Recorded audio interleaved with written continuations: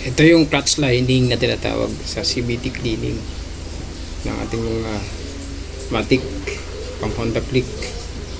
Ayan. Sinabong ko na siya, tapos linis natin. Ito yung maganda, yung gumagalaw-galaw to para sa clutch lining natin, para iwas vibration. Ayan. Lagi yung lilinisin din ito. Mabilis lang naman magtanggal ng clip nito. Gamit ka lang ng flat screw. Tapos lalagyan pa natin ng grasa bawat dito.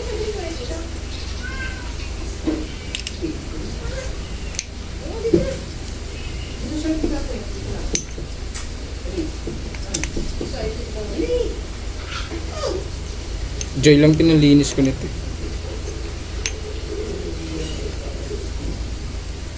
Tapos patutuyuin natin.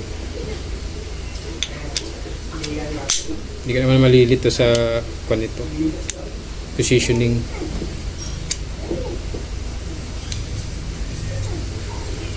Alright, sana makatulong.